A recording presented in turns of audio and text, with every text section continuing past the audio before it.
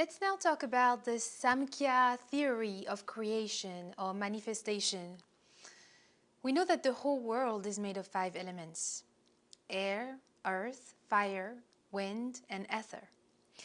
The Samkhya Theory explains and describes how these 5 elements and ultimately us came into existence.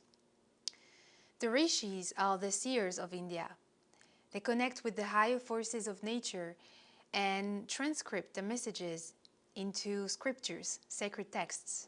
This is where the Bhagavad Gita and the Vedas came from. When they connected with Mother Nature, this is what they realized.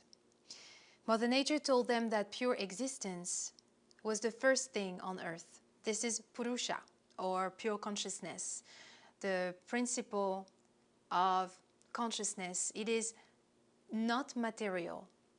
It is the absolute. When within pure existence, a desire for manifestation arose, through Purusha emanated Prakriti. Prakriti is the goddess. It is the principle of matter. Prakriti is the mix of pure consciousness with desire of manifestation. These two, Purusha and Prakriti, are eternal, and they made it together to create their offspring, which is buddhi, or intellect. Intellect is what helps us integrate knowledge, and it also has the power of manifestation and discrimination. So through that power of discrimination, through buddhi came ahamkara, ahamkara being the I former or the I maker. It is what allows us to say, I am me, Stephanie, I am a human being, and this is a tree or a chair or a table, anything in the nature. So the universe then filled with numberless little individual bundles of intellect, and all those individual bundles of intellect are searching for a means of existence. According to their innate predilection, this ahamkara, all those little bundles of intellect, intelligence, wished to manifest, and the energies that constitute Prakriti helped them do that. The first energy is Rajas. It is the energy of action, the waves of kinetic energy. This is what allows movement in the concept of creation. We then have Tamas, which is about the material aspect of things. They are the material particle of potential energy. And finally, Sattva. Sattva, which is the energy that's the closest to Purusha.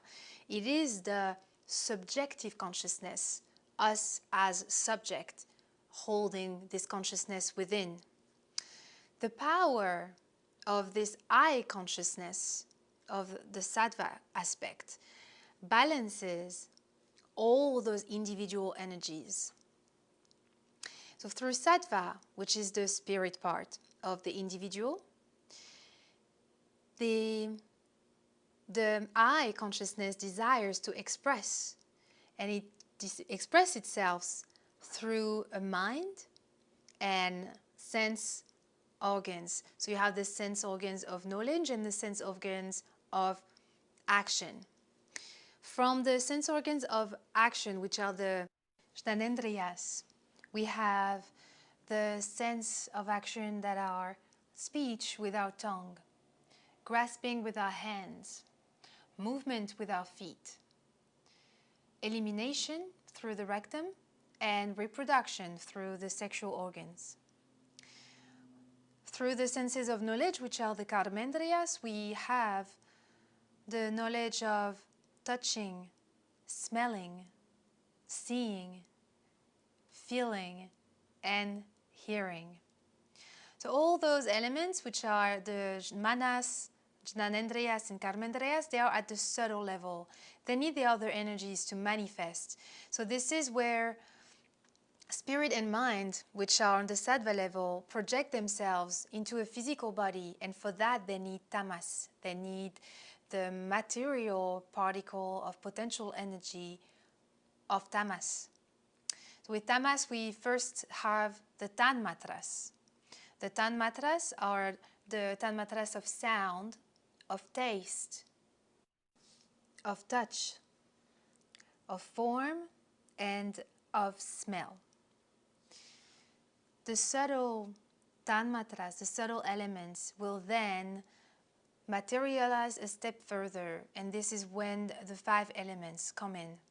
The 5 elements being, and I repeat, ether, wind, fire, water, and earth. Earth being the grossest, the most materialized element of the 5 elements. And when we see those 5 elements, we know that we are also made of them. So this is when the concepts of Ayurveda come up, but that will be for another time. Then you have Rajas. So Rajas helps those sense organs from Sattva to project from the 5 elements to the external world so that they can experience objects.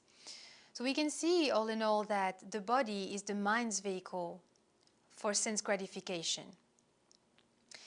And this video explains to us that Purusha, which is the spirit part of ourselves, is enveloped in Prakriti, Prakriti being matter.